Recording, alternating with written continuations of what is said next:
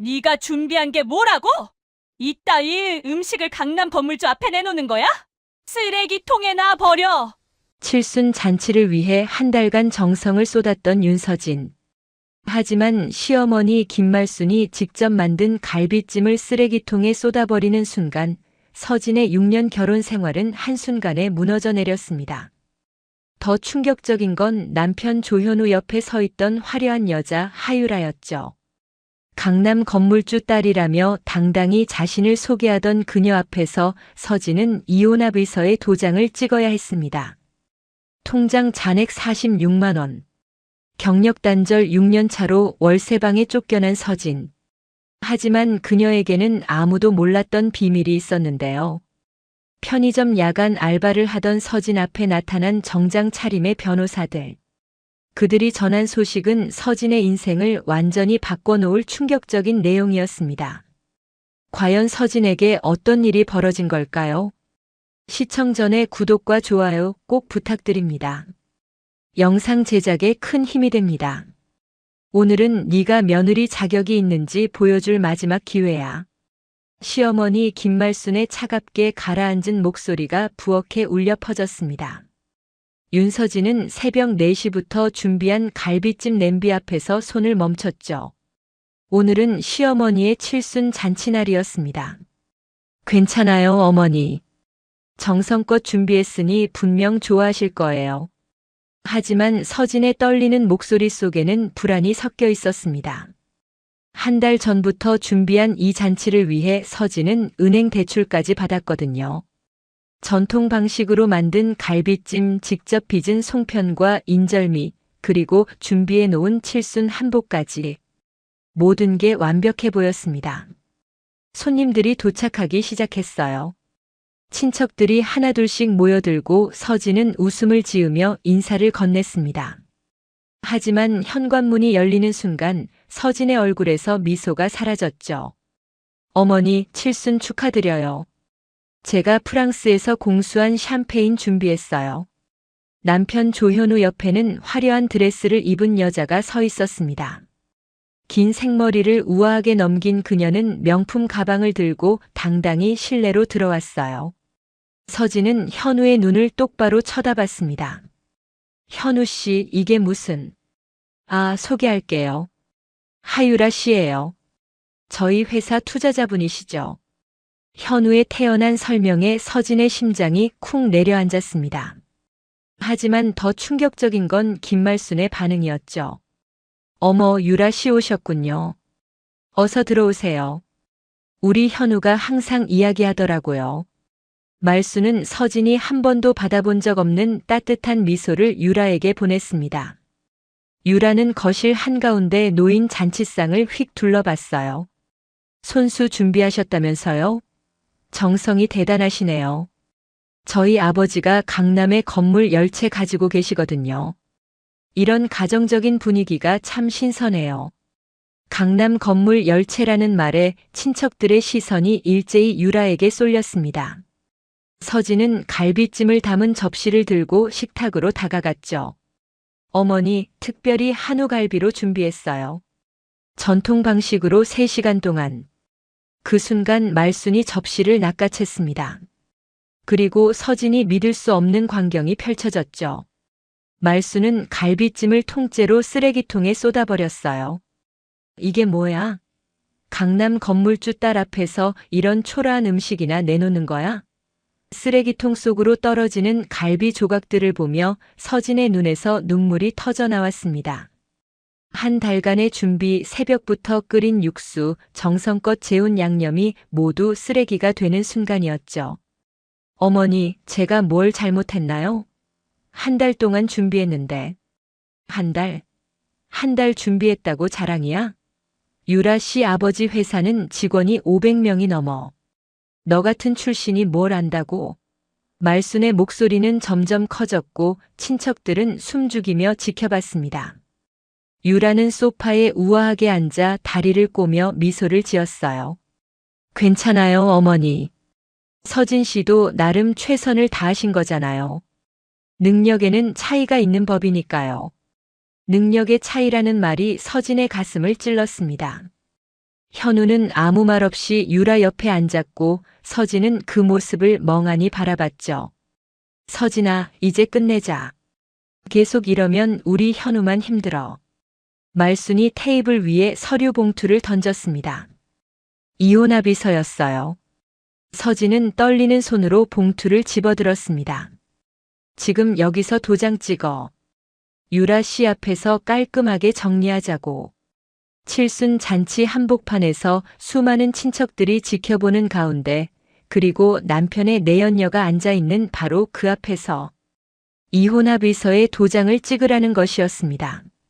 서진의 손은 너무 떨려서 도장을 제대로 잡을 수조차 없었어요.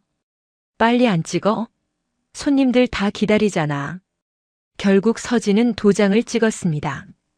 주르륵 흘러내리는 눈물로 합의서의 글자들이 번졌죠. 친척들은 수군거리기 시작했고 유라는 만족스러운 표정으로 현우의 팔짱을 꼈습니다. 이제 나가줄래? 우리 가족끼리 조용히 잔치하고 싶으니까. 말순의 마지막 한마디에 서진은 비틀거리며 현관으로 향했습니다. 뒤돌아보니 현우는 여전히 유라 옆에 앉아 샴페인 잔을 들고 있었어요. 한 달간의 정성이 6년간의 결혼 생활이 그렇게 하루 만에 무너져 내렸습니다. 5년 전으로 돌아가 봅시다. 그때 윤서진은 대학병원 중환자실 간호사였습니다. 밤낮 없이 환자들을 돌보는 고된 일이었지만 서진은 자신의 직업에 자부심을 느꼈죠. 간호사님, 제 어머니 살려주셔서 정말 감사합니다. 어느 날 중환자실에 입원했던 환자의 아들이 서진에게 깊이 고개를 숙였어요. 그가 바로 조현우였습니다.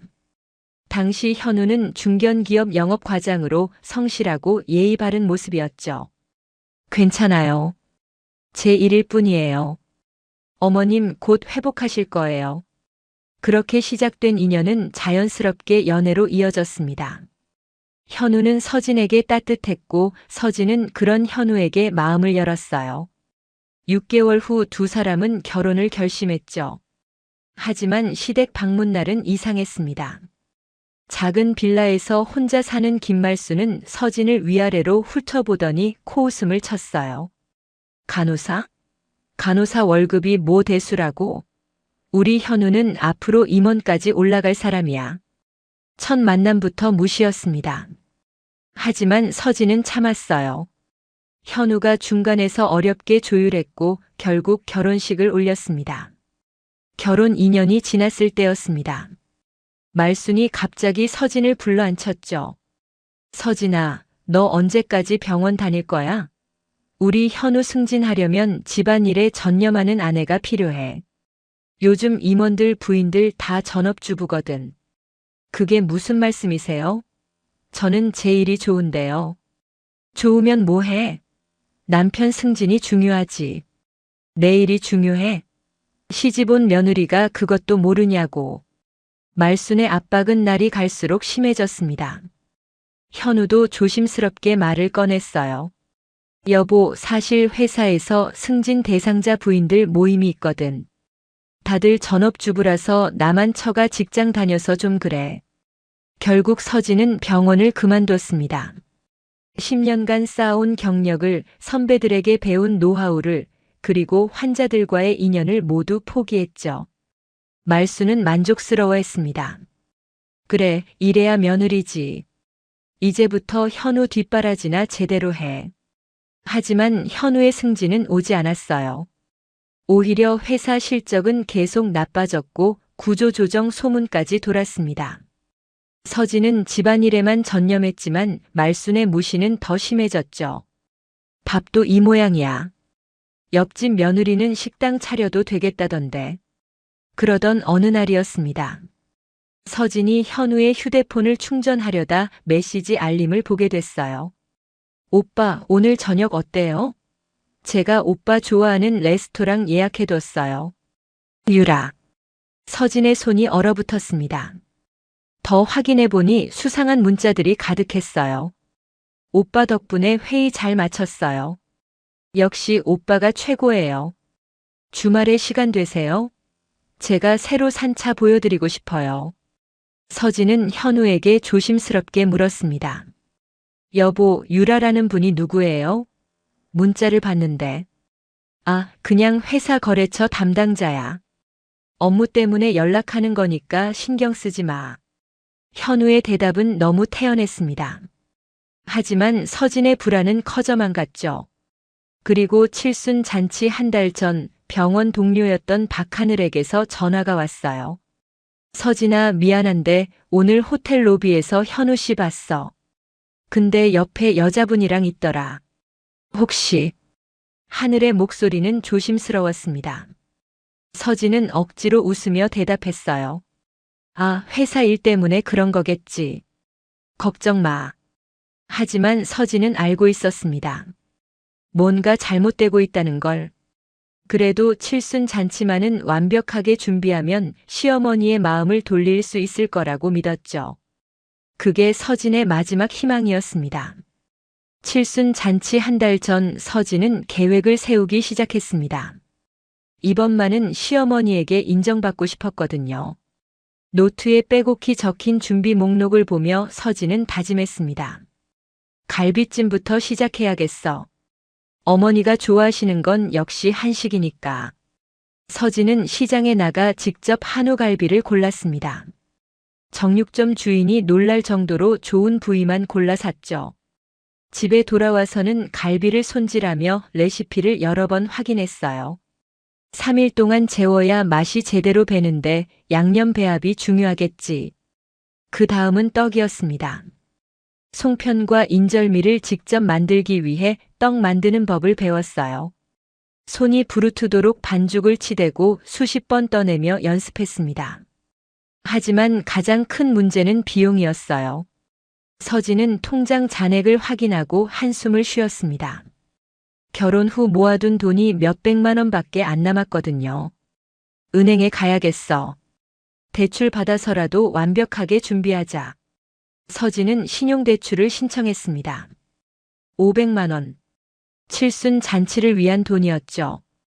대출 서류에 도장을 찍으며 서진은 다시 한번 다짐했어요. 이번 잔치가 끝나면 모든 게 나아질 거야. 어머니도 날 인정해 주실 거고 현우랑 관계도 좋아지겠지. 그렇게 3주가 흘렀습니다. 서진은 한복집을 찾아갔어요. 시어머니 칠순 한복을 맞추러 간 거였죠. 하지만 현우의 태도는 점점 이상해졌어요. 주말마다 회사 일이 있다며 외출했고 집에 들어오는 시간도 늦어졌습니다. 여보, 이번 주말엔 같이 시장 갈 수 있어? 잔치 준비 도와줘.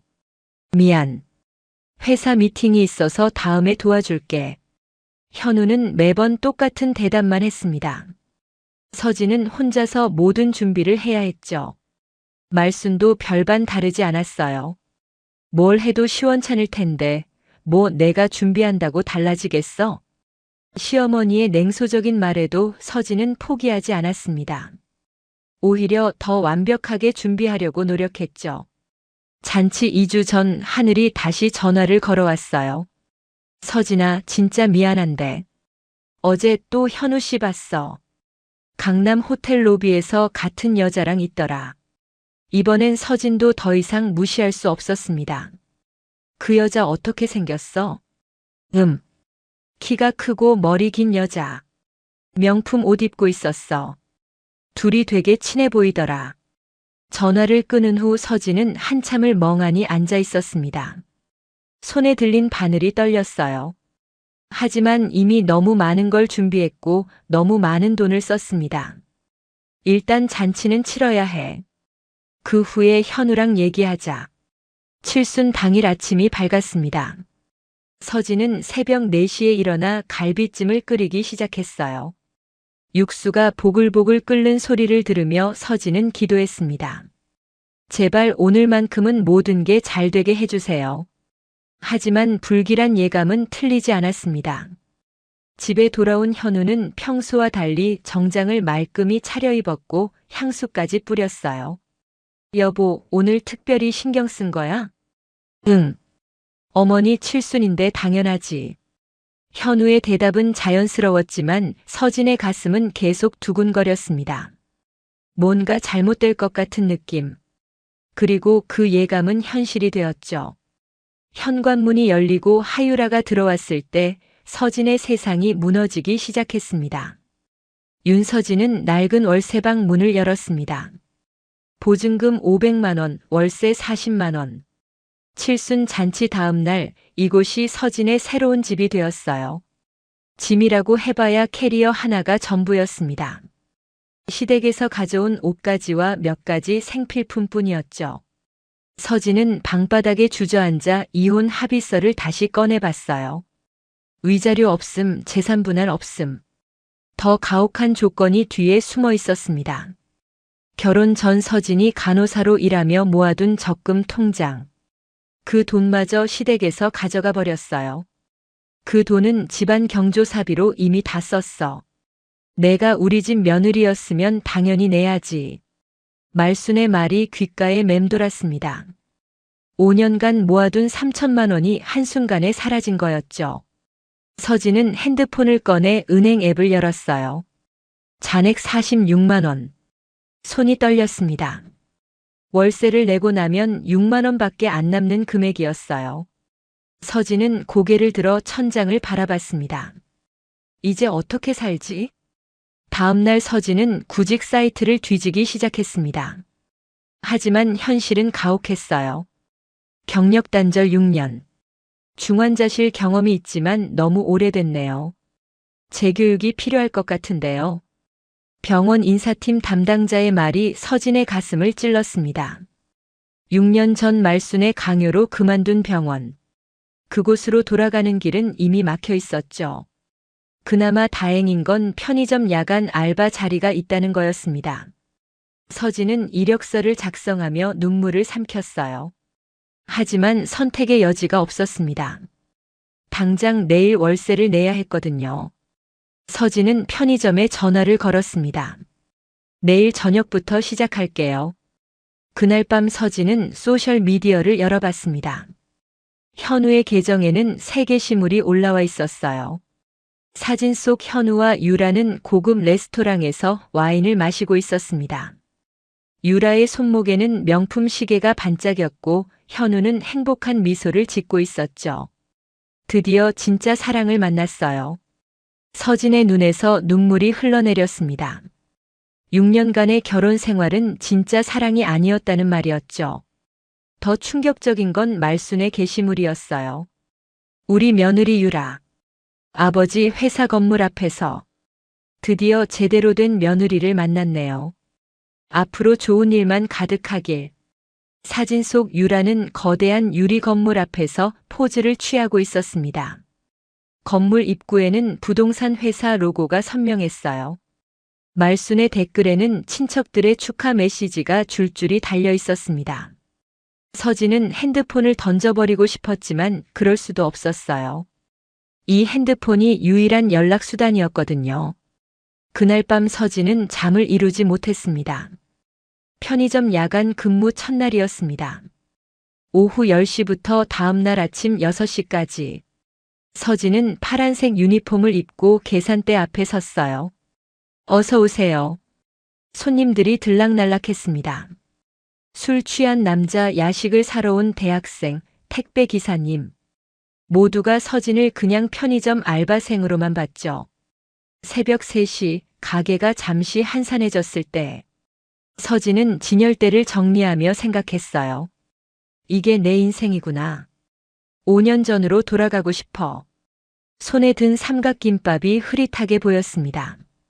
눈물이 또 흘러내렸거든요. 서진은 재빨리 눈물을 닦았습니다. 손님이 들어올 시간이었으니까요. 일주일이 지났습니다.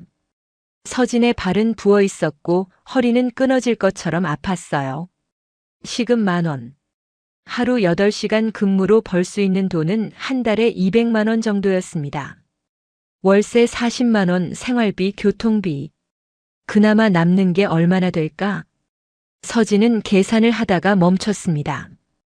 편의점 유리창 너머로 고급 외제차가 지나가는 게 보였거든요. 차 안에는 현우와 유라가 타고 있었습니다. 두 사람은 웃으며 대화하고 있었고 서진은 계산대 뒤에서 그들을 지켜봤어요. 현우는 서진을 알아보지 못했습니다. 편의점 유니폼을 입은 그녀가 자신의 전 아내라는 걸 상상도 못했겠죠. 차가 사라진 후 서진은 다시 진열대로 돌아갔습니다. 라면을 정리하며 서진은 이를 악물었어요. 언젠가는. 하지만 그 언젠가가 언제일지 서진 자신도 알 수 없었습니다. 통장 잔고 46만 원으로 시작된 나락의 시간.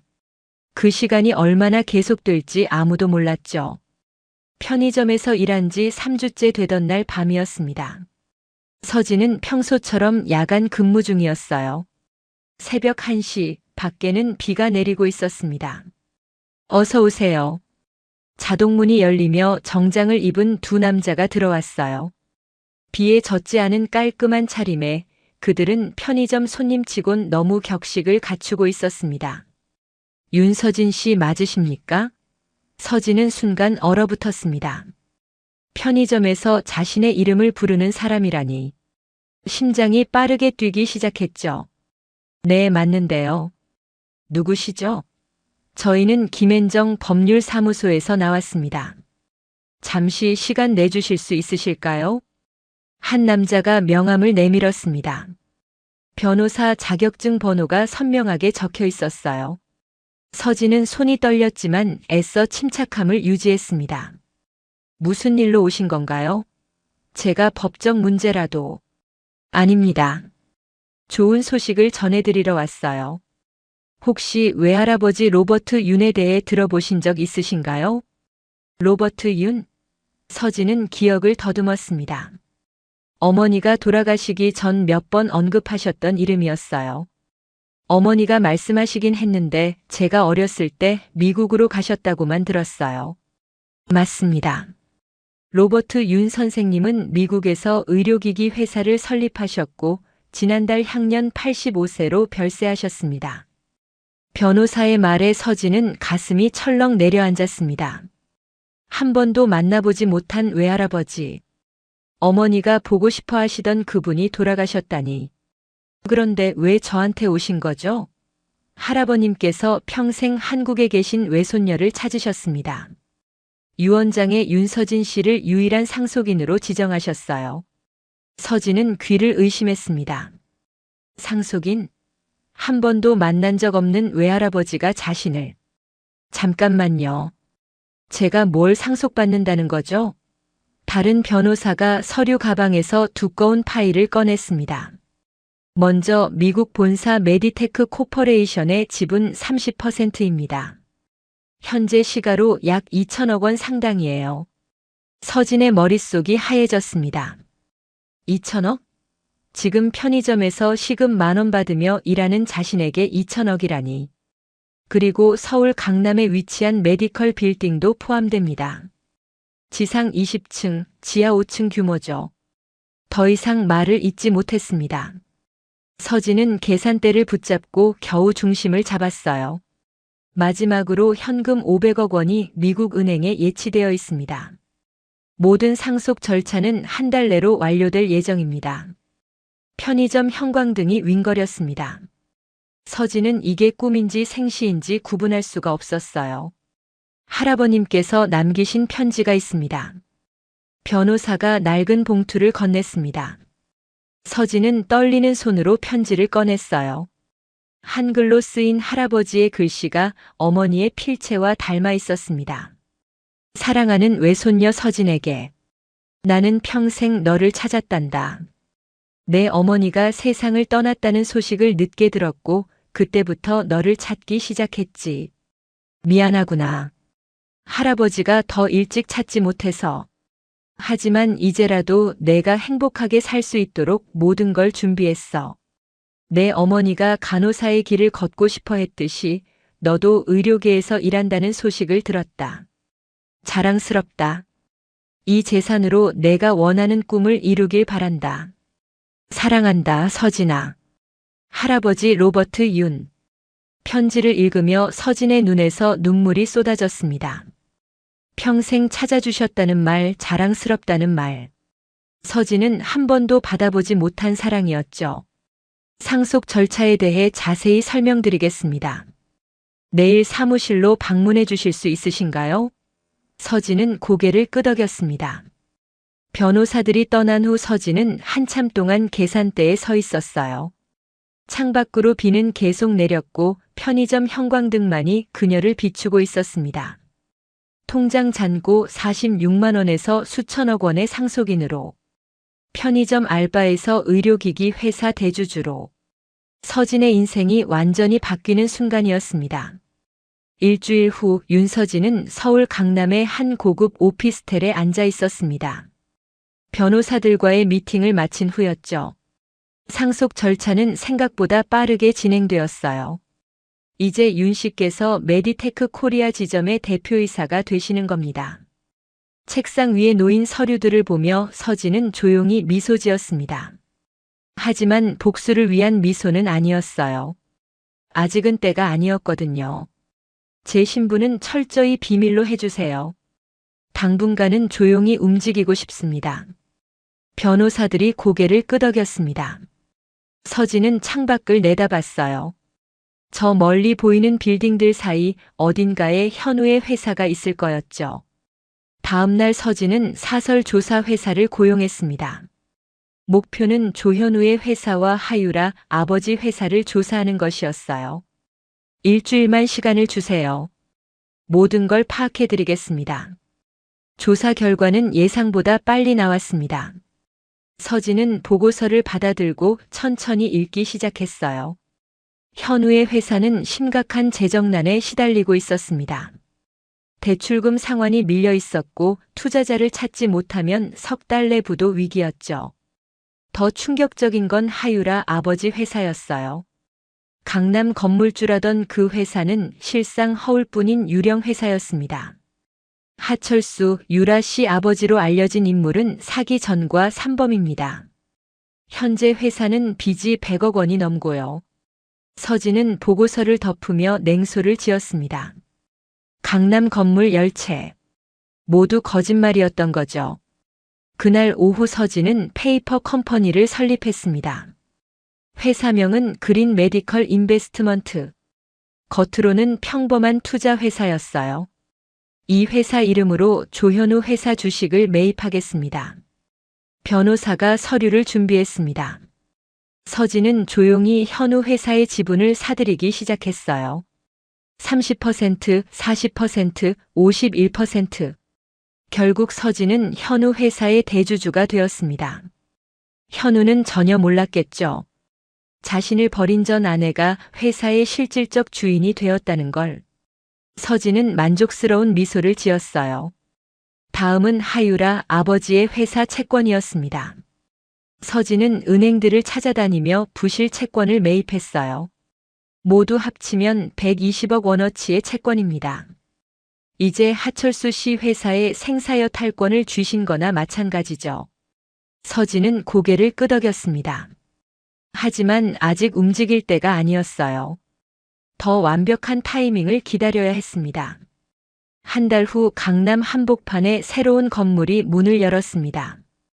윤 메디컬 센터. 지상 20층 규모의 최첨단 의료시설이었죠. 뉴스에서도 이 소식을 다뤘습니다. 윤 메디컬 센터가 오픈했습니다. 최신 의료 장비와 우수한 의료진으로 주목받고 있는데요. 서진은 센터장으로 부임했습니다. 더 이상 간호사가 아니라 경영자로서 의료계에 복귀한 거였죠. 직원 채용 공고를 내자 수백 명이 지원했어요. 서진은 특히 간호사 채용에 신경을 썼습니다. 우리 센터 간호사 연봉은 업계 최고 수준으로 책정하겠습니다. 1년차 5천만 원부터 시작해요. 인사팀 직원들이 놀랐습니다. 하지만 서진은 단호했어요. 간호사는 의료의 핵심입니다. 그에 합당한 대우를 받아야죠. 서진 자신이 간호사였기에 누구보다 잘 알고 있었습니다. 밤낮 없이 환자를 돌보는 간호사들의 노고를, 말순이 무시했던 그 간호사 월급을 서진은 업계 최고로 만들어버렸어요. 오픈 한 달 만에 윤 메디컬 센터는 화제가 되었습니다. 최고의 시설, 최고의 의료진, 그리고 최고의 대우. 의료계가 주목하기 시작했죠. 서진은 센터장실에 앉아 창밖을 내다봤습니다. 저 멀리 현우의 회사 건물이 보였어요. 이제 시작이야. 조금만 더 기다려. 서진의 눈빛은 차갑게 빛났습니다. 복수는 조용히 그러나 철저하게 진행되고 있었어요. 조현우는 회사 책상 앞에서 머리를 싸매고 있었습니다. 모니터에는 빨간 숫자들이 가득했어요. 과장님, 투자자 측에서 연락 왔습니다. 투자금 전액 회수하겠답니다. 직원의 말에 현우는 고개를 떨궜습니다. 그린 메디컬 인베스트먼트라는 투자 회사가 갑자기 투자금을 회수한다는 거였죠. 이유가 뭐래? 계약서에 명시된 기한도 안 됐는데 특별 조항을 발동한다고 합니다. 회사 실적 악화 시 즉시 회수 가능하다는. 현우는 계약서를 다시 펼쳐봤어요. 작은 글씨로 적힌 조항이 눈에 들어왔습니다. 변호사가 검토했을 때는 문제 없다고 했던 부분이었죠. 그날 저녁 더 큰 문제가 터졌습니다. 말순에게서 다급한 전화가 걸려왔어요. 현우야, 공장 건물주가 임대료를 10배로 올린대. 다음 달부터 월 5천만 원이래. 뭐라고요? 그게 말이 돼요? 계약서는요? 재계약 기간이래. 건물주가 바뀌었다나 뭐라나? 이거 어떡하니? 말순의 목소리는 울먹였습니다. 그 작은 공장이 시댁의 유일한 수입원이었거든요. 더 충격적인 건 현우가 유라에게 전화를 걸었지만 받지 않았어요. 유라야, 무슨 일이야? 연락 좀 해줘. 일주일이 지나도 유라는 나타나지 않았습니다. 현우는 유라 아버지 회사를 직접 찾아갔어요. 하철수 대표님 계신가요? 로비 직원이 이상한 표정을 지었습니다.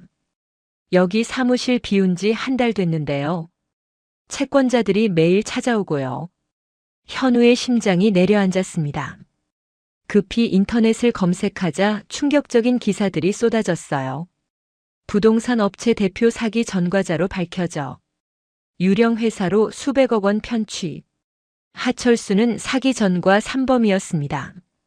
강남 건물은 처음부터 존재하지 않았던 거였죠. 현우는 다리에 힘이 풀렸어요. 그 다음 날 경찰서에서 연락이 왔습니다. 조현우 씨, 피해자 조사 받으러 오셔야 합니다. 하유라 씨 관련해서요. 알고 보니 유라는 결혼 사기 전문범이었습니다.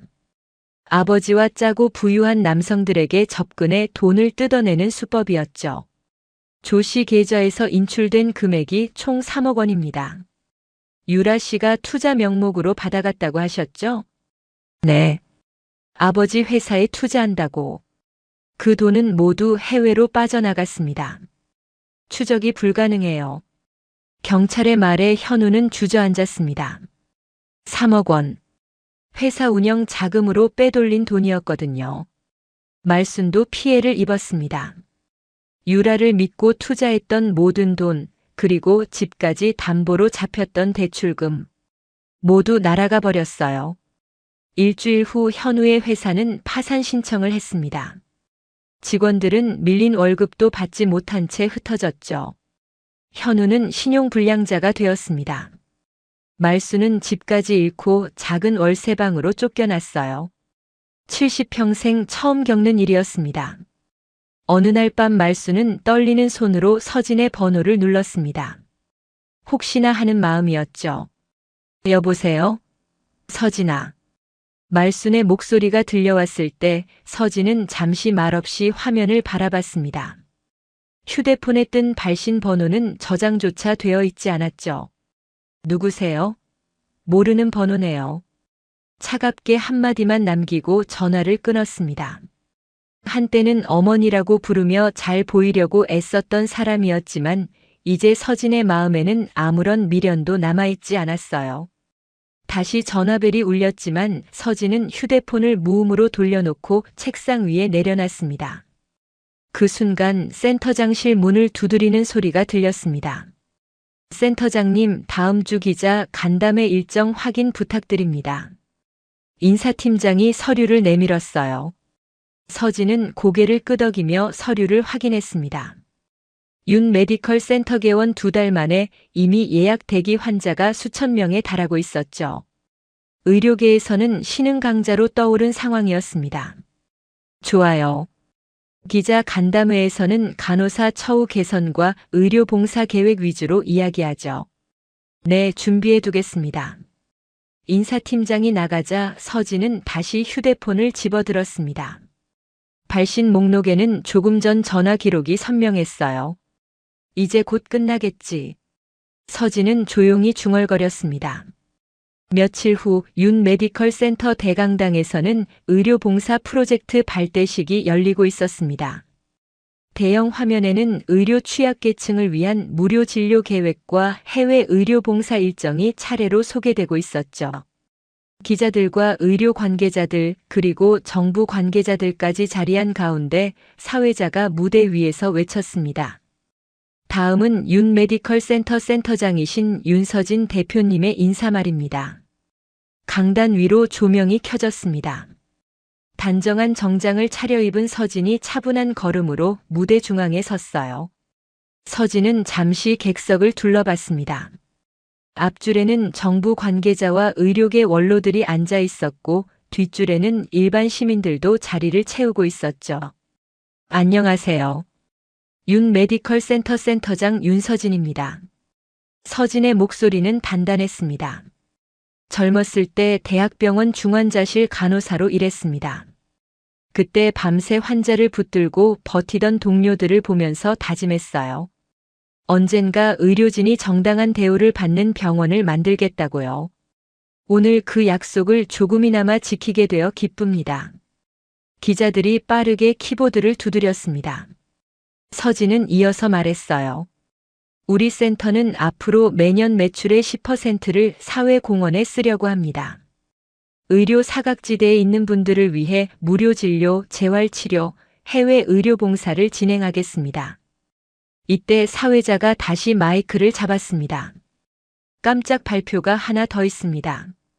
윤 센터장님께서 최근 대통령 표창 수상자로 선정되셨습니다. 의료공헌과 간호사 처우 개선 공로를 인정받으셨습니다. 화면에 대통령 표창장이 비쳤습니다. 객석에서는 박수가 터져 나왔죠. 서진은 잠시 고개를 숙이며 인사했습니다. 영광입니다.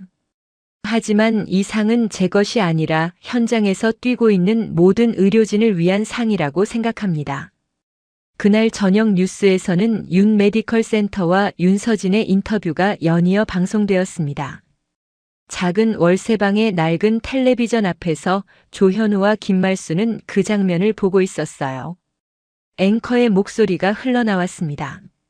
편의점 야간 아르바이트에서 의료재단 대표로 놀라운 인생 역전을 이룬 윤서진 센터장. 오늘의 주인공입니다. 화면에는 편의점 유니폼을 입고 야간 근무를 하던 시절의 사진, 그리고 지금 정장을 입고 환하게 웃는 서진의 모습이 번갈아 비쳤습니다. 인터뷰가 시작되었죠. 힘들었던 시절이 있었죠. 편의점 야간 알바를 하며 다짐했습니다. 진짜 실력으로 성공하겠다고요. 기자가 물었습니다. 가장 힘들었던 순간은 언제였나요? 칠순 잔치날이 떠올랐습니다. 하지만 서진은 조용히 웃으며 대답했어요. 과거 이야기는 길게 하고 싶지 않아요. 다만 그때 저를 무시했던 말들이 지금의 저를 만들었다고 생각합니다. 간호사 월급이 뭐 대수냐는 말을 들었는데요. 지금 제 메디컬 센터 간호사들 연봉이 예전에 제 남편이 다니던 회사 과장 연봉보다 높습니다. 뉴스 화면을 보던 현우의 얼굴이 굳어졌습니다. 손에 쥔 리모컨이 덜덜 떨렸어요. 말수는 입을 벌린 채 화면을 바라봤습니다. 저 사람이 서진이야? 현우는 대답하지 못했습니다. 화면 속 서진은 더 이상 자신들이 무시하던 간호사가 아니었거든요. 다음 질문이 이어졌습니다. 앞으로의 목표는 무엇인가요? 서진은 잠시 생각하다가 말했습니다. 의료는 사람의 생명을 다루는 일입니다. 그래서 돈이 아닌 사람을 중심에 두고 싶어요. 힘든 환경 속에서 일하는 의료진이 웃을 수 있는 병원. 경제적으로 어려운 환자도 치료를 포기하지 않는 병원을 만들고 싶습니다. 인터뷰가 끝나자 앵커가 덧붙였습니다. 윤서진 센터장은 상속받은 의료기 회사의 지분과 강남 메디컬 빌딩을 기반으로 새로운 의료 문화를 만들어가고 있습니다. 앞으로의 행보가 기대됩니다. 텔레비전을 보던 말수는 그제야 정신을 차린 듯 했어요. 현우야, 우리가 버린 며느리가 저렇게 됐네. 현우는 입술을 깨물었습니다. 머릿속에는 칠순 잔치날 장면이 떠올랐어요. 쓰레기통에 버려진 갈비찜, 눈물을 흘리며 집을 나가던 서진, 그리고 하유라 옆에 앉아 샴페인을 들고 있던 자신의 모습. 몇 날 며칠을 고민한 끝에 현우는 결국 결심했습니다. 직접 찾아가자. 무릎이라도 꿇자. 며칠 후 윤 메디컬 센터 앞. 정문 근처에 허름한 옷차림의 두 사람이 서 있었습니다. 하나는 초라한 패딩을 걸친 중년 남자.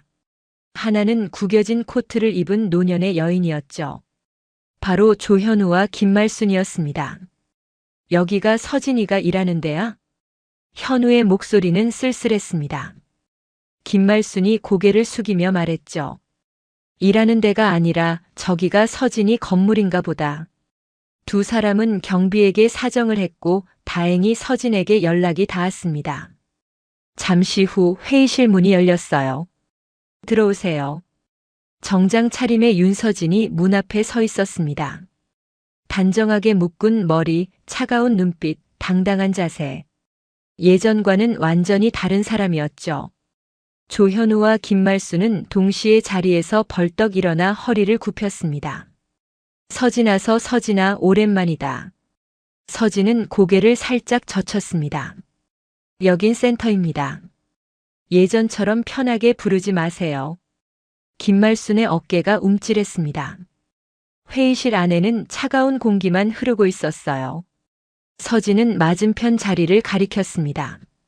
앉으시죠. 할 말이 많을 것 같네요. 현우와 말수는 조심스럽게 의자에 앉았습니다. 손은 이미 땀으로 젖어 있었죠. 김말순이 먼저 무릎을 꿇었습니다. 갑자기 의자에서 내려와 딱딱한 바닥에 두 손을 짚었어요. 서진아, 미안하다. 다 내 잘못이다. 그때 내가 정신이 나갔었나 보다. 한 번만 용서해다오. 현우도 따라 무릎을 꿇었습니다. 서진, 미안해. 정말 미안해. 그때는 내가 너무 어리석었어. 서진은 두 사람을 내려다봤습니다.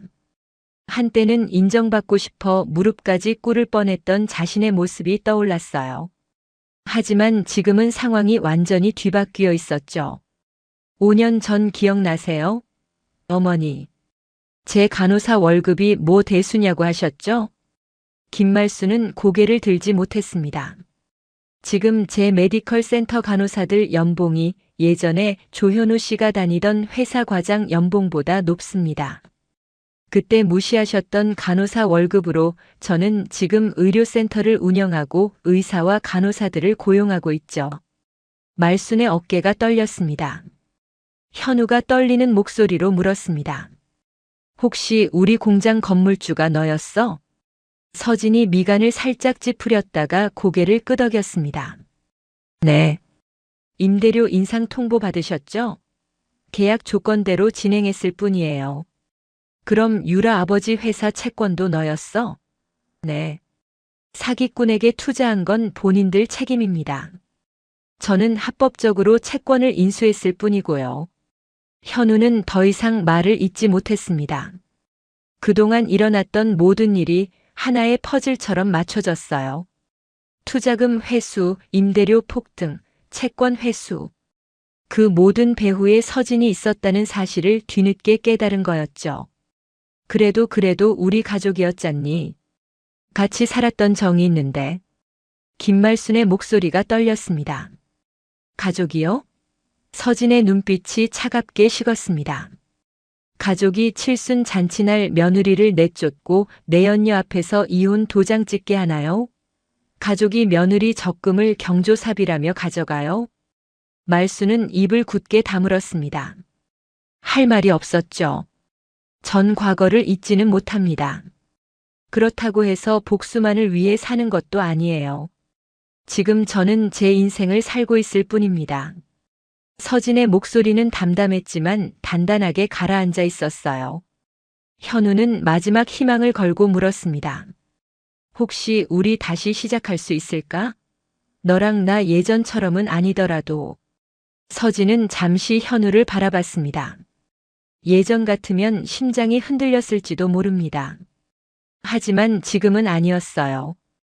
조현우 씨, 당신은 제 과거입니다. 저는 다시 뒤로 돌아가지 않아요. 저를 버렸던 사람들에게 돌아갈 이유도 없고요. 현우의 눈가가 붉어졌습니다. 그래도 사람 사는 게 혹시나 해서. 혹시라는 말은 이제 그만하시죠. 혹시가 아니라 이미 끝난 이야기니까요. 서진은 마지막으로 두 사람을 바라봤습니다. 어머니, 그리고 조현우 씨. 지금 당신들이 겪는 상황이 너무 가혹하다고 생각하실 수도 있겠죠. 하지만 제가 편의점에서 밤새 서 있던 그 시간들, 월세방에서 울던 순간들을 떠올려 보세요. 그때 제게 손 내밀어 준 사람은 아무도 없었습니다. 회의실 안이 고요해졌습니다.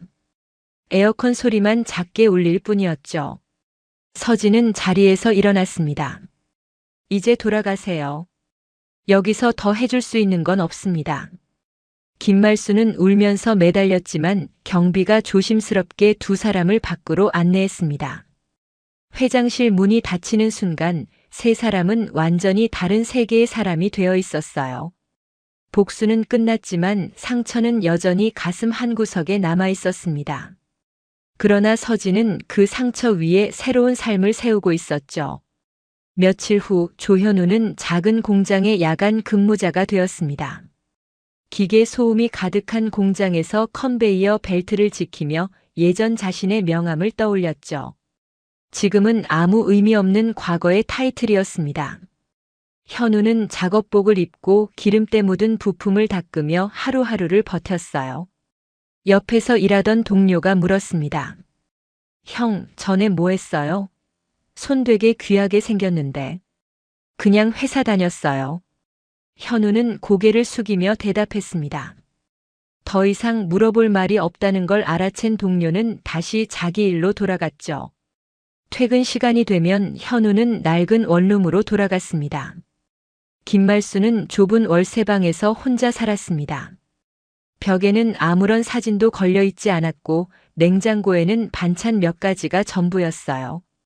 손자를 볼 일도 친척들과 만날 일도 없었습니다. 칠순 잔치 때 그렇게 자랑스럽게 소개했던 하유라는 흔적도 없이 사라졌죠. 텔레비전에서는 또 한 번 서진의 뉴스가 흘러나왔습니다. 윤서진 센터장은 이번 설 연휴에도 무료 진료와 의료 봉사를 이어갈 예정입니다. 말수는 화면을 보며 중얼거렸습니다. 저 아이를 내가 왜 몰라봤을까? 그날 밤 말순의 핸드폰으로 친척 중 한 명이 전화를 걸어왔어요. 고모, 요새 어떻게 지내세요? 뭐 그냥 그렇게 지내지. 말순의 목소리는 힘이 없었습니다. 저 그때 칠순 잔치 때 서진이라는 며느리 있었잖아요. 그 사람이 지금 뉴스에 나오던데요. 혹시 같은 사람 아니에요? 말수는 대답하지 못했습니다. 전화를 끊고 나서 말수는 오래된 서랍을 뒤졌어요. 먼지 쌓인 사진첩 속에서 서진이 웃고 있는 사진 한 장이 나왔습니다. 결혼식 날 찍은 사진이었죠. 그때는 몰랐습니다. 저 웃음 뒤에 얼마나 많은 인내가 숨어 있었는지, 저 눈빛이 얼마나 단단한지. 말수는 사진을 다시 서랍에 넣으며 한숨을 쉬었습니다. 늦은 후에였습니다. 그로부터 몇 주 후 현우는 길에서 우연히 서진을 마주쳤습니다. 강남 거리 한복판이었어요. 서진은 직원들과 함께 점심 식사를 하러 가는 중이었고 현우는 공장 일을 마치고 집으로 돌아가는 길이었죠. 두 사람의 눈이 잠깐 마주쳤습니다. 서진은 현우를 알아봤지만 표정 하나 바꾸지 않았어요. 그저 자연스럽게 고개를 돌리고 직원들과 대화를 이어갔습니다. 현우는 그 자리에 멈춰 섰어요. 서진의 뒷모습을 바라보며 자신이 무엇을 잃었는지 깨달았습니다. 단순히 아내를 잃은 게 아니었어요. 인생에서 가장 소중한 사람을, 자신을 진심으로 사랑했던 사람을 잃은 거였죠. 현우는 길가에 주저앉았습니다. 지나가던 사람들이 이상한 눈으로 쳐다봤지만 현우는 신경 쓰지 않았어요. 그저 떨어지는 낙엽을 바라보며 중얼거렸습니다. 미안해. 정말 미안해. 하지만 그 사과는 더 이상 서진에게 닿지 않았습니다. 너무 늦은 후회였죠. 한편 그날 오후 서진은 외할아버지 묘소를 찾아갔습니다. 주변에는 푸른 잔디가 깔려 있었고 묘비에는 외할아버지의 이름과 함께 짧은 문장이 새겨져 있었어요. 사랑하는 딸과 외손녀에게. 서진은 조용히 절을 했습니다. 그리고 묘비 앞에 하얀 국화를 놓았어요. 할아버지, 이제 행복합니다. 바람이 살짝 불어와 서진의 머리카락을 스쳤습니다. 서진은 하늘을 올려다보며 미소 지었어요.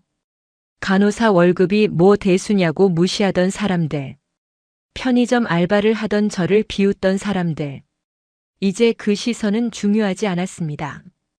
중요한 건 자신의 힘으로 여기까지 왔다는 사실이었죠. 서진은 마지막으로 묘소를 한 번 더 바라보고 언덕을 내려갔습니다.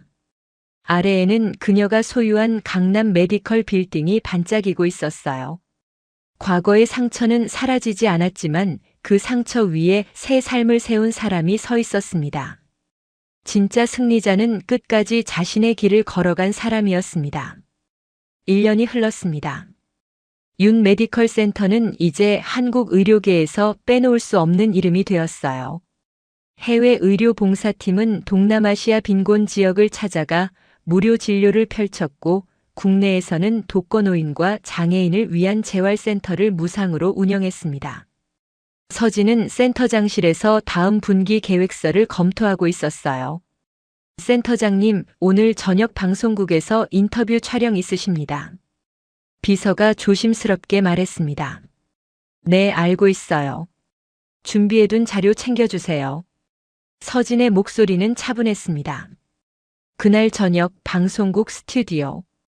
카메라 앞에 앉은 서진은 편안한 미소를 지으며 진행자의 질문을 기다렸어요. 윤서진 센터장님, 1년 전 처음 센터를 열었을 때와 지금 가장 큰 변화는 무엇인가요? 서진은 잠시 생각하다가 답했습니다. 가장 큰 변화는 제가 아니라 제 주변 사람들이에요. 1년 전에는 의료진 처우 개선이 화제가 됐지만 지금은 그게 당연한 기준이 되어가고 있거든요. 그게 정말 뿌듯합니다. 진행자가 다음 질문을 꺼냈습니다. 과거에 힘든 시절을 겪으셨다고 들었는데 그때의 경험이 지금에 어떤 영향을 미쳤나요? 서진은 잠시 눈을 감았다가 천천히 입을 열었습니다. 편의점에서 일하던 시절, 저는 제가 바닥이라고 생각했어요. 하지만 지금 돌이켜보면 그때가 제 인생에서 가장 중요한 순간이었습니다. 바닥에서 다시 일어서는 법을 배웠거든요. 그리고 무엇보다 저처럼 힘든 사람들의 마음을 이해하게 됐어요. 진행자가 고개를 끄덕였습니다. 혹시 그때 당신을 힘들게 했던 사람들에게 하고 싶은 말이 있으신가요? 서진은 미소를 지었습니다. 없습니다. 그분들도 각자의 삶을 살고 계시겠죠. 저는 제 길을 가는 것만으로도 충분합니다. 방송이 끝나고 서진은 건물 밖으로 나왔어요. 늦은 밤 강남 거리는 여전히 불빛으로 가득했습니다. 서진은 차에 타기 전 잠시 하늘을 올려다봤어요. 별이 반짝이고 있었습니다. 그때 핸드폰이 울렸습니다. 병원 동료였던 박하늘에게서 온 메시지였어요. 서진아, 뉴스 봤어. 정말 자랑스럽다. 언제 한번 밥 먹자. 내가 살게. 서진은 웃으며 답장을 보냈습니다. 고마워, 하늘아. 다음 주에 시간 내볼게. 차가 출발하고 서진은 창밖을 바라봤습니다. 지나가는 거리에 편의점이 보였어요. 1년 전 자신이 야간 근무를 했던 그 편의점이었습니다. 지금도 누군가는 그곳에서 밤을 지새우고 있겠죠. 서진은 운전기사에게 말했습니다. 잠깐만요. 저기 편의점 앞에 세워주세요. 차가 멈추고 서진은 편의점으로 들어갔습니다. 어서 오세요. 젊은 여성 알바생이 인사했어요. 피곤한 표정이었지만 손님을 대하는 태도는 정중했습니다. 서진은 삼각김밥 2개와 따뜻한 커피를 집어들고 계산대로 갔어요. 여기요. 계산을 마치고 서진은 알바생에게 명함 한 장을 건넸습니다. 힘든 일 하시네요. 혹시 간호사나 의료 쪽에 관심 있으시면 연락 주세요. 알바생은 명함을 받아들고 눈이 커졌습니다. 윤 메디컬 센터? 여기 뉴스에 나오던 곳이잖아요. 네. 언제든 환영합니다. 서진은 미소를 지으며 편의점을 나왔습니다. 차 안에서 서진은 삼각김밥을 한 입 베어 물었어요. 1년 전에 매일 먹던 바로 그 맛이었습니다. 하지만 지금은 달랐어요. 그때의 절망이 아닌 감사함이 느껴졌습니다. 며칠 후 윤 메디컬 센터에서는 1주년 기념 행사가 열렸습니다. 대강당은 의료진, 환자 그리고 언론 관계자들로 가득 찼어요. 서진은 무대 위에 섰습니다. 1년 전 이 자리에서 약속드렸습니다. 의료진이 행복한 병원, 환자가 포기하지 않는 병원을 만들겠다고요. 오늘 그 약속이 조금씩 이루어지고 있다는 걸 보고드리고 싶습니다. 화면에 지난 1년간의 활동 영상이 흘러나왔습니다. 무료 진료를 받고 감사하며 우는 할머니. 재활치료 후 다시 걷게 된 어린아이. 해외 봉사에서 환하게 웃는 의료진들. 객석에서는 박수가 터져 나왔습니다. 서진의 눈가에도 눈물이 맺혔어요. 앞으로도 이 길을 계속 걸어가겠습니다.